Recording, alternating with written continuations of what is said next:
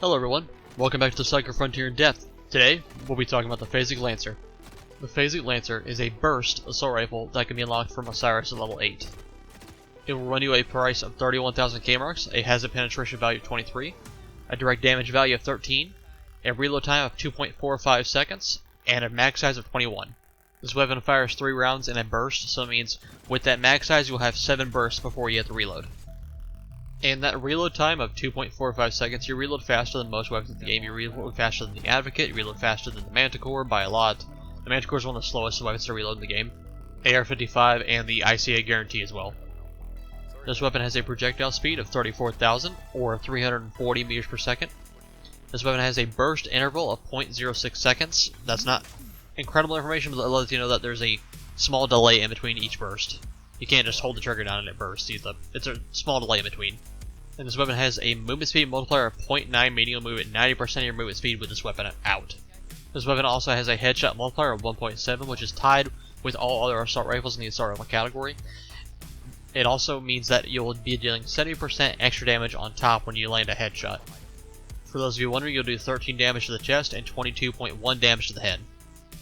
And as I've said in previous episodes, we're comparing the weapons to their armor counterparts, so blue weapons against blue armor, and the reason for that is because they have the same penetration to armor values.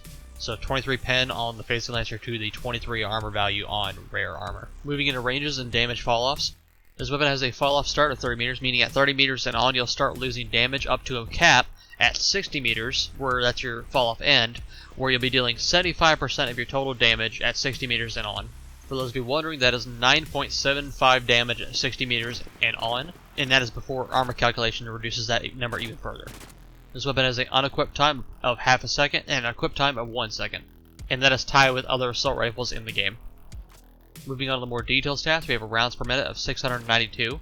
Just remember that this weapon fires 3 rounds in a single burst, so keep that in mind for the RPM. For the DPS against blue armor, this is our baseline of 150 DPS, a time to empty the mag of 1.56 seconds, and a time to kill against the body of 0.52 seconds, and against the head we have 0.26 seconds. This weapon is the fastest time to kill weapon in the game. The only things that come close are the Voltaic Root, the Zeus Beam, and the Advocate, and a few other weapons that are close, but still, fastest time to kill weapon in the game. Keep in mind though, the reason for that is because this is a burst weapon and it's an accurate, rewarding weapon. If you're accurate with this weapon, you're going to kill people and drop them fast. There is one weapon that beats this thing in time to kill, and that's the Kinetic Arbiter, and that's if you land headshots, because it has 0 seconds flat to kill, because it takes only 1 headshot to kill against rare armor and below. Hey guys, Feature Casualty here. So during the course of making this video, I realized that the weapon calculator that I normally use has the wrong information listed for the Phasic Lancer. So I had to use a different weapon calculator, so I will be listing Luki's weapon calculator in the description below, because hers is correct. So for shots to kill, it's going to take you 7 shots to kill for common armor and uncommon armor to the body. For blue armor or rare armor, it will take you 8 shots to kill to the body. Epic armor, 9 shots to kill the body, and exotic armor, 10 shots to kill the body. For the head, it'll take you 4 shots to kill for common and uncommon, and for blue and epic, it will take you 5, and for exotic, it will take you 6.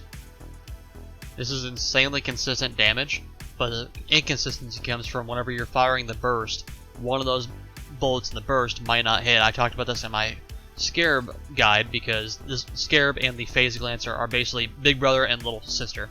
When we start looking at times to kill, we're going to be comparing this weapon to the Advocate, because it's the next step up in the assault rifle category, and the Phasic Lancer stomps out the Advocate. It's no contest. If you're landing your bullets in the Phasic Lancer, you're going to win gunfights. I want to also add here that this thing dump trucks through PvE enemies. It claps Striders, Rattlers, Marauders. It's very, very good. So if you want to use this weapon as a designated creature killer as well, slap on a medium creature damage mod. Moving into my opinions and then the build afterwards. So my opinions of the weapon. This weapon is very scary. It reminds me of the FAMAS from Modern Warfare 2. If you ever played that, it was scary accurate, but if you missed your burst, it punished you very hard because of the 3-round burst. If you're not hitting the burst, you would not drop people as easily. But the difference is in Modern Warfare 2, if I recall, depending on the range, you could, if they were closer up, it was a 1 burst, where if you shot them in the chest, it could kill 1 burst. but I think I was up to 2 to 3 bursts at farther ranges. So yeah, it's a very scary weapon. If you're accurate, it rewards you perfectly well for hitting those bursts. If you're missing, it's going to punish you very hard. Moving into the build for this weapon, for the magazine I recommend the Epic Medium Extended Quick Draw Mag. If you have it, it increases your reload speed and your magazine capacity, so the dual functionality is nice. When it comes to the optic, I recommend either a 2x or holographic sight. You can also go up to a 4x or get the variable 2 to 4x if you like, but I tend to stick with like the close range optic or the holographic or the 2x. When we talk about the muzzle, you can go with the suppressor here if you can afford it. If not, I would go with the muzzle brake and try to reduce a little bit of that recoil. It does have some kick, but it'll make your burst a little more accurate. In your crafting station, you can craft a Foregrip, that is the Tactical Quick Draw Foregrip, if I recall the name of it correctly. It reduces your time to aim on sight and improves your weapon equip time.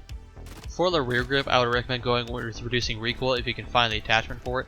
If not, I would go with the Tactical rear grip to reduce the time to aim on sight. However, you cannot craft these, so you have to find them in a raid. For your tactical slot, the only thing you can put in there is a flashlight, and I always recommend one until they add in something else you can put in the tactical slot. Right here, I'm going to talk about the penetration converter for a second. Hey guys, Iamcasualty again here. So, as I said earlier in the shots to kill, I'm using Lukey's weapon calculator here because the penetration mod actually does change your shots to kill, but only for 3 armor types in the game. So, an uncommon converter will change your shots to kill on exotic armor down from 10 to 9. A rare converter will also add in common armor, reducing your shots to kill from 7 down to 6. And when you add on an epic converter, it jumps your shots down from 9 to 8 for epic armor. Pick your poison. I recommend a minimum of rare, or if you can't afford it, uncommon. Having that rare converter on will have it to where it reduces your shots to kill at the minimum and also reduces your shots to kill at the maximum. So overall, I recommend having a penetration mod on this weapon. If you can remain accurate, you'll phase your targets out of existence. Good luck, Prospector. If you guys are liking this type of content and want to see more in the series, I'll be making more, so consider liking and subscribing and hitting the bell so any of the videos I make are sure to get to you. And if you wouldn't mind, check out this video on the right where I went over the Maelstrom.